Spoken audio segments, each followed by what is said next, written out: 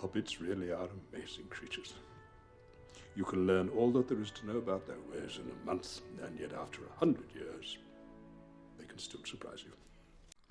This is how I feel about this game and the rules sometimes. So for this tips and tricks, I'm going to talk about a mistake I made in my flies and spider video.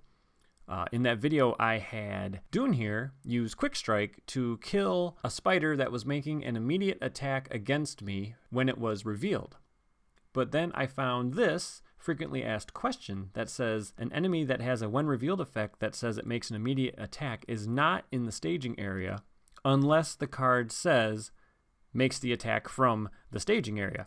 So since that spider was not in the staging area, I could not have used that Quick Strike to kill the spider. It is in some sort of limbo state. So here's the spider that made the attack, and here's a different enemy that makes an immediate attack. And as you can see, the second enemy specifically says it attacks from the staging area. All right, let's get to the video. All right, the Antlered Crown, 1A, Battle for Dunlin, setup.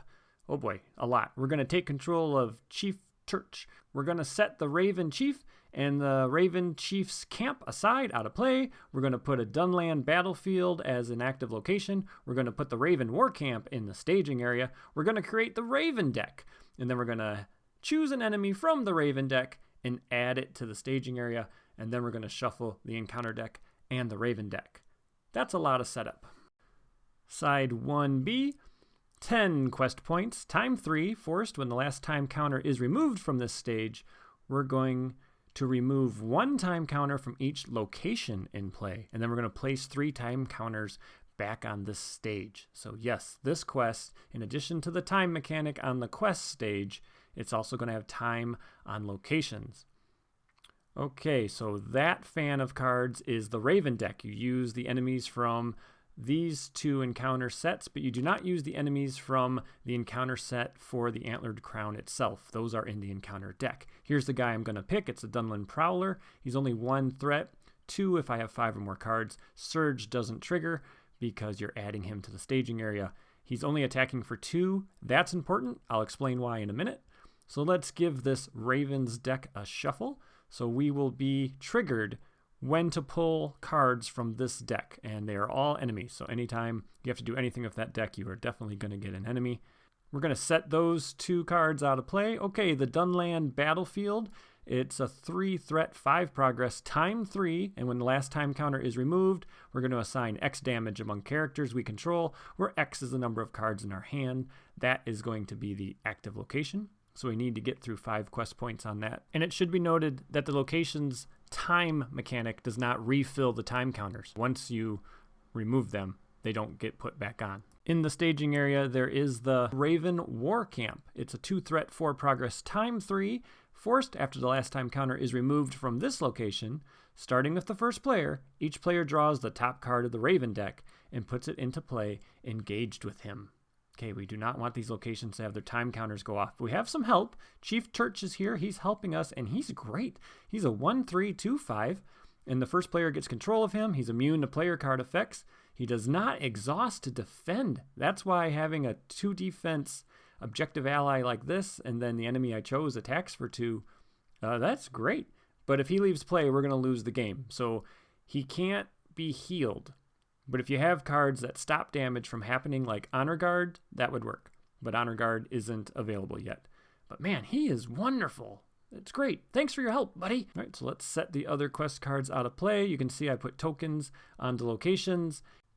And I realized I started the Ringmaker cycle with a Gondor Swarm deck, so let's end it with one. Let's use it as bookends. So we're going to use Grima again. 2, 1, 2, 3. Action. Lower the cost of the next card you play from your hand this round by 1. That card gains Doomed 1. So he's going to help pay for things. And then we have Leadership Boromir, 11 threat, 1/3/2/5 Gondor Warrior Noble.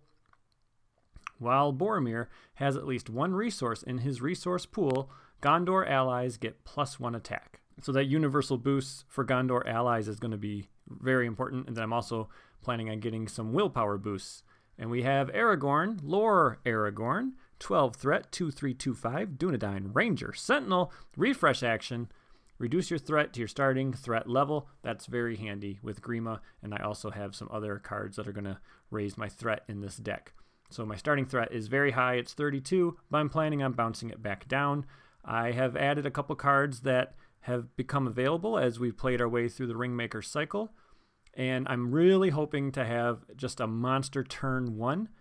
So I should be able to flood the board with allies on turn 1 if I get the right cards in my hand. So I'm really hoping I can pull that off and show that to you guys, how a Gondor Swarm deck can just really pump out the allies, even with just a starting 3 resources here. And I don't even have Steward in this deck. During playtesting this deck against this quest, I found I always had a lot of extra resources between Aaron Rider and Squire of the Citadel and Grima and a very good tail. I just was able to get a lot of allies in, so I didn't even need Steward. All right, let's take a look at this opening hand. I'm going to get my 6 cards, and let's see what we got. All right, this is a 2-cost Lore Gondor ally. This one costs 5, but then you lower the cost by 1 for each Gondor ally you have in play, so he should be able to come in for 1 or free. Okay, another copy of that guy. Envoy Peligir, she kicks a resource back when she comes into play, and then 2 card draw cards. So this is fine. I like seeing the Citadel Custodian. I like seeing the Envoy. I like having 4 cards that I'm going to get to draw, plus the one I draw when I start the game here. So that should be fine. Ooh, nice. And we get Visionary Leadership attached to a Gondor hero. While the attached hero has at least 1 resource, Gondor characters get +1 willpower. Okay, so as long as I keep a resource in Boromir's resource pool, we will be having +1 attack to our allies and +1 willpower to all Gondor characters. So let's do Doom 2 and draw 2 cards, and we get, yes, Mithrandir's Advice, but also the Herald of Anorian. This is the guy I wanted. He's huge. He came recently in the progression series, and I haven't got to use him yet. He costs 2, but you can give him Doom 2 when you play him from your hand, and when you do, you can put in another ally that costs 2 or less. So that's great. That combos so well with the Envoy of Peligir, because you do Doom 2, and then you put the Envoy of Peligir in, and she gives a resource to somebody when she enters play. All right, let's play that Mithrandir's Advice I just drew. And we get Faramir. Okay, I was hoping to get him in with a very good tail, but that's all right. And then the Peligir ship captain, when he enters play, you can scoot a resource around somewhere. I have a lot of cards in hand, so let's play Daron's Runes and see what else I can find that might be useful. Okay, a Citadel Custodian, and there we go! There we go! The Legacy of Numenor. Okay, everything just really opened up, and we are going to have a bomb turn 1. This is great. I'm so happy to show this off. Okay, so I discarded that Ranger to the Daron's Runes. Now I'm going to raise my threat by 4. What? You're crazy? 4? Oh my god, what's up? No, it's all right. I have Lore Aragorn. So now everybody has an extra resource. So I got 5 resources to play with right now. So I want to put in this Herald of Anorian. So I'm going to raise my threat by 1 with Grima's ability and make him only cost 1. And then I'm going to raise my threat by 2 more for his effect and put in an ally of 2 costs or less. And I'm going to put in the Envoy of Peligir. When she enters play, she gives a resource to a Gondor or noble hero. So she gives the resource back to Boromir. So I really haven't spent anything yet except for 1 on Mithrandir's Advice. Now I'm going to spend 2 leadership resources to put in the ship captain. He's going to move Grima's resource over to Boromir. Then I have 2 lore resources on Loragorn, so I will put in this 2-cost lore Gondor character. That's 4 Gondor allies, so that lets me play a Citadel Custodian for 1. And now that I have 5 Gondor allies, I can play this Citadel Custodian for free. And you can see if I had a very good tail, I could easily exhaust one of those Citadel Custodians and a 2-cost ally and get 2 more allies in. So that's how you can put in, what I do, 18 resources worth of allies on turn 1. So thank you, Gondor Swarm. You did exactly what I needed. This quest is all about being able to generate a lot of willpower and blast through the active locations and the quest stages before your locations pile up. So I am sending characters on the quests. I have to make it through this location. It's 5 progress. And I don't think I'm going to be able to do it. I don't have any willpower boosts on the table yet. So I'm just going to send as much as I can, which is 6 more than the threat. And I get Raising the Cry. Remove 1 time counter from each location in play. Place X time counters on each location in play with no time counters on them. X is the time X value on that location. If there are no locations in the staging area, raising the cry gains surge. Well, what do you know? That's actually going to add no threat. I didn't think that was possible. So I'm I'm actually going to make 6 progress. And you can see I have my counters on my playmat switched. I should have been using them the opposite way. But I can't believe that. I didn't even think that was a possibility for me to not reveal any threat, but somehow I did. So we're going to travel to that location after I remove the time counter from it, and we're going to engage the Prowler. Turk is not going to exhaust to defend. There's no shadow. And then between Boromir, Turk, and the Ranger, we have more than enough to kill that guy. So that was great. I'm very surprised that we cleared that active location. That was unexpected. All right, removing the time counters from cards in play with time counters. And let's draw, okay, another Pelargir ship captain. Not really what I need. What I need now is I want the sword that is broken. I want a very good tail. I want the Squire of the Citadel. I want an Aaron Rider. Basically, I need to somehow get some of these lore resources onto Boromir or Aragorn, the leadership resource icon, with a sword that was broken. So I'm looking for like 12 cards that I haven't drawn any of them yet. But that's all right. I'll put in that Pelargir ship captain, and he kicked a resource back over. I was able to get him in play by using Grima's ability and Boromir's resource. Now I'm going to send everyone on the quest, and I'm going to use that Ranger's ability. I doubt I'll need his attack, and if it's an enemy, I will give that enemy 0 threat because I exhausted that Ranger. And it's not an enemy, so that didn't matter. I only reveal a 3 threat location, time 4. After the last time counter is removed from this location, we got to raise our threat by the number of cards in our hand. The bad thing is, it's 6 progress I have to get through. Okay, so that was really good. I made 7 progress. 4 will go on the active location, and 3 onto the quest. So I am at 4 out of 10. So that means I will have 1 more round, according to the time counter there, to clear this stage before that time effect triggers. And that's where the Gondor deck is really going to shine, because I brought a Gondor deck because I needed a deck that could do big willpower pushes. And based on my board state, that shouldn't be a problem. So everything is going according to plan. Let's draw a card. I hope it's something useful. Ah, jeez, really? Okay, it's another ship captain. That's really annoying because, like I've talked about before, I do those big shuffles and there's literally 12 cards that I'm looking for that I haven't seen, and I've drawn 3 copies of this. All right, let's put Visionary Leadership into play with the help of Grima. So as long as Boromir has a resource, all Gondor characters get +1 willpower. I also have Faramir in this deck. I also have Sword That Is Broken. So that is 3 universal willpower boosting cards that I have in this deck. All right, so there's 6 progress I got to get through, and 6 I need to put on the quest. So that's at least 12. I need to assume I'm going to reveal 3. So I'd like to quest for 15 if at all possible. And I'm sending, 14. Yep, I think we got to make it a little more. All right, 16. I double checked my math. Gondor characters are questing for 2 each, and it is 16. And we get, the Raven Warrior Force. When he engages me, I got to remove time counters from locations where that's the number of cards in hand. So, yep, that's why you got to keep clearing these locations out. You cannot leave locations around. But I have quested for enough to get rid of the active location and advance to stage 2. So that was just about perfect, but now I'm going to have some serious combat to deal with. 2A, the Raven Clan. When revealed, shuffle the Raven deck discard pile into the Raven deck, and then starting at the first player, we're going to take the top card of the Raven deck and add it to the staging area. Okay, side 2B, 15 quest points. Time 3, when the last time counter is removed, we're going to take the top card of the Raven deck and reveal it and put it in the staging area. And then each location in the staging area gets +2 quest points. So this is the stage where you just want to just plow through as fast as possible. You do not want to stay on this stage because when those time counters go off, you're revealing enemies and it can just wreck you. So I'm shuffling the discard pile back in, which was just 1 guy. And now we're going to add a Raven enemy from the Raven deck to the staging area, and we get, the same guy I pulled out on my own. So he is +1 threat if you have 5 cards, and he surges if you have 3 cards. I think that's how it is, but it doesn't matter because he was added, and now I'm going to engage both these guys, and yeah, we got some combat to worry about here.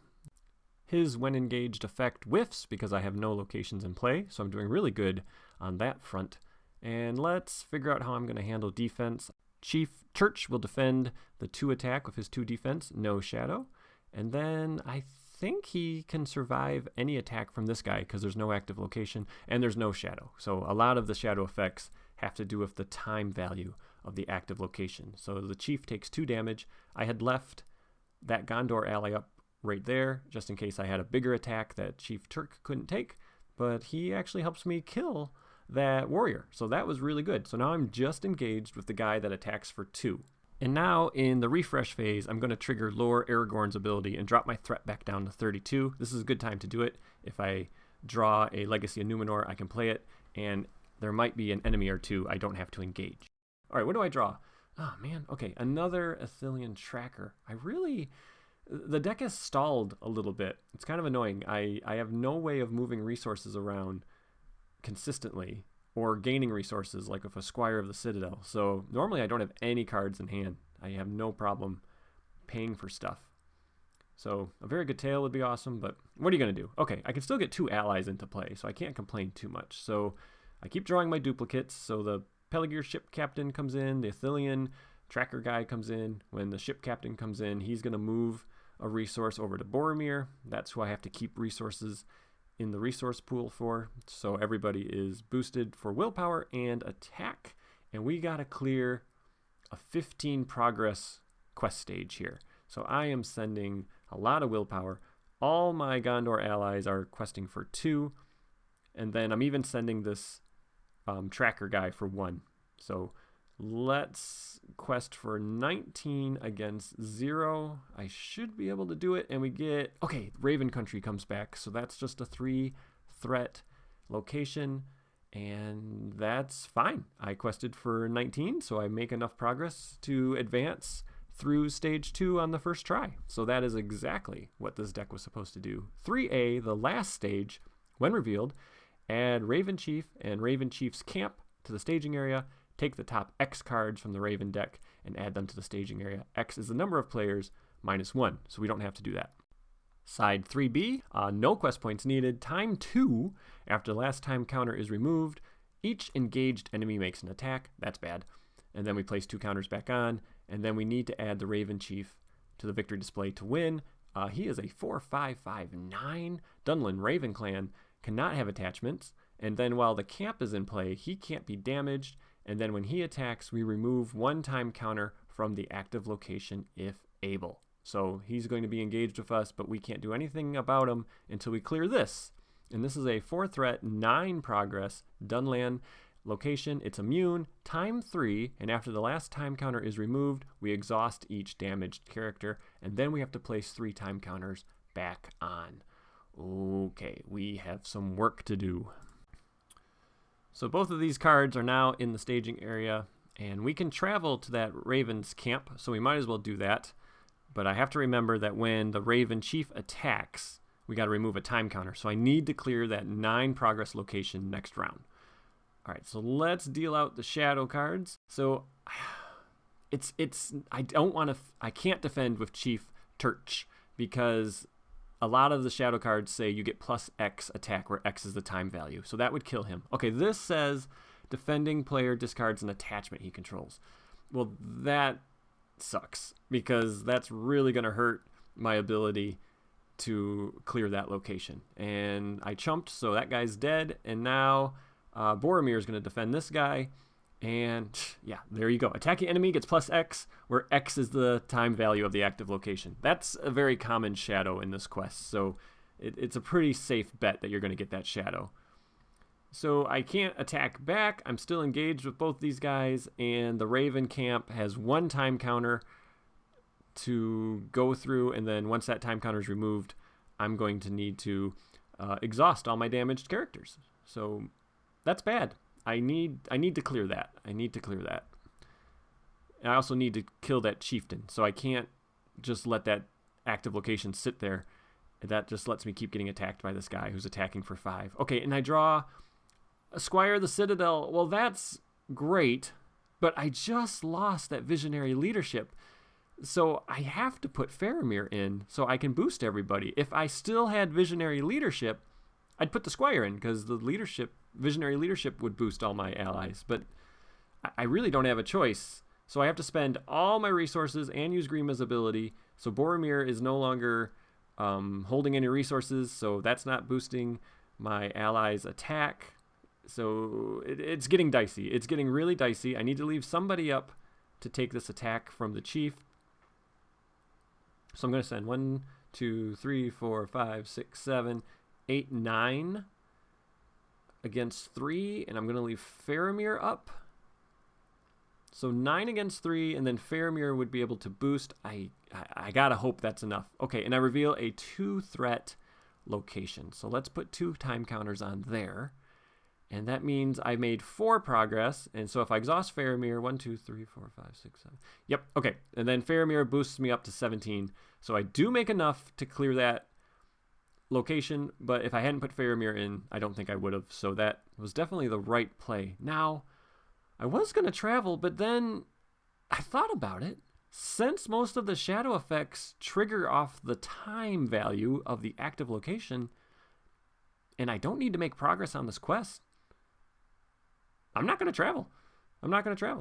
So let's deal out the shadow cards, and I'm going to have Chief Turch defend this one, and it gets +1 attack if it destroys a character. Remove a time counter from the active location. So he does take a damage, but that's okay. He's not dead, and he didn't exhaust. And so now I'm getting attacked for 5, and I think I'm going to have to chump it. And the shadow we get is, there it is again, +X attack, where X is the time value of the active location. So that is definitely something you have to be aware of when you're playing this quest, and you could easily lose a hero with that shadow coming up. All right, well, since the camp is gone, I can swing for 9, which will put 4 damage on this guy. So he's not dead, but he's almost dead. And the time counter goes off. So now at the end of the round, I'm going to get attacked by both of these guys. Oh boy. Okay, let's get attacked. So I think the Herald will chump the first attack, and I do deal the shadow cards in the wrong order, but as you will see, it doesn't matter. Deal attacking enemy 2 additional shadow cards from the Raven's deck. Well, that's terrible because that includes the dude that has the additional attack shadow. And there he is. So attacking enemy makes an additional attack after this one. So they go in their own discard pile. And I have to suffer another attack from the Raven Chief. Okay, here we go. Attacking for 5. No shadow, but my Gondorian army is quickly going away. So this is getting kind of dire. Things aren't going well. But I think I can suffer this attack with the Chief Turch, and it's the same shadow as the other one. 2 shadow cards from the Raven pile. All right, here we go. Yep, additional attack, and attacking enemy gets +1, +2 if I have 3 or more cards. So I only have 1 card. So he does attack for +1 though, so that does mean I'm taking a damage. So now I'm 1 hit point away from death there. So he can no longer defend because of any +1 attack will kill him. But he's only attacking for 2, so I think I can take it undefended. I have enough hit points to put on Aragorn any damage. Deal 1 damage to the defending character. Haha, fool! No one was defending you. Okay, so I'll put 2 damage on Grima. And yeah, so let's actually go into the next round. So 2 time counters go back on. I've already raised my threat. I'm going to get some money on everybody. And we get, okay, the sword that was broken. I could have used that last turn. That would have been so great because I could have put it on Aragorn, and then he would have had leadership resources, which would have let me put in the Squire, and I might have even been able to put in Faramir. Anyway, all right, 1 turn away from kind of getting my board state a little better. But I can put in that Squire, so when he leaves play, we add a resource to a Gondor hero, and I don't need to make progress. So I'm just going to send 5. I'm currently sending 5, and we get a Dunland battlefield, so that is just a 3 threat location, and I forgot to remove time counters at the end of the round on the locations, but none of them got cleared, so it didn't matter. Okay, so I'm currently losing by 3, so I got to raise my threat by 3, but that's fine. I'm in no danger of threading out, and if I kill this Raven Chieftain this turn, I'm going to win, so I'm not going to travel again. I don't want an active location. And I'm going to chump with the Squire against 5 here, and no shadow there, so that's great. He's dead. That lets me add a resource to somebody. So I'll just add it to Boromir. And then this guy's attacking for 2. I'm going to have the Citadel Custodian defend that. He has 1 defense. And then attacking enemy gets +1. He actually lives because he has 3 hit points and 1 defense. So Citadel Custodians are actually pretty good at taking some attacks. And then, yeah, I just need to kill this guy.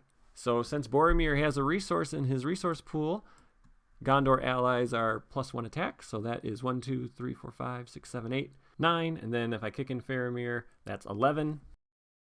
So that works. That is all the damage I needed to do. I can kill this chieftain. He's dead. And that means we have successfully completed the Ringmaker cycle. Thank you so much for joining me on the journey through the 3rd cycle of the game. Next, we're going to do the Agmar Awakened cycle. Take care, everybody. Bye-bye.